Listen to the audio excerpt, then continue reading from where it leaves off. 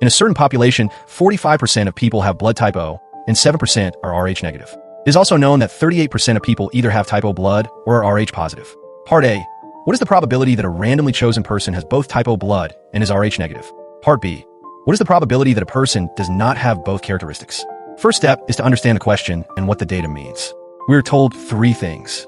First, the probability that a person has type O blood is 45%. Second, the probability that a person is Rh negative is 7%. Third, the probability that a person has either type O blood or is Rh positive is 38%. But since Rh positive is the opposite of Rh negative, we'll focus on figuring out how to find the probability of having both type O and Rh negative. There's a useful rule for combining probabilities when there is overlap. It tells us that the probability of someone having either type O blood or being Rh negative is equal to the probability of having type O blood, plus the probability of being Rh negative, minus the probability of having both. So we plug in the numbers. We take 45%, add 7%, then subtract the unknown we are solving for. The result should equal 38%. Next step is to solve for the probability of having both characteristics.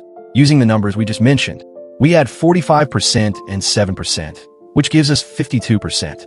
Then we subtract the unknown probability, which we'll call x. That result equals 38%.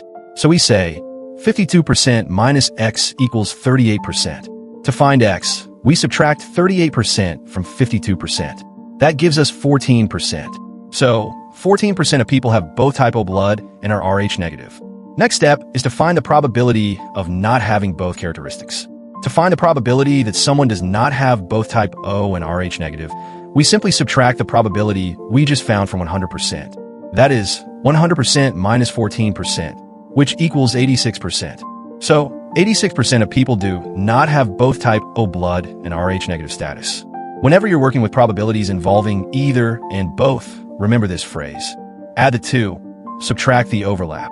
That one idea unlocks the whole question.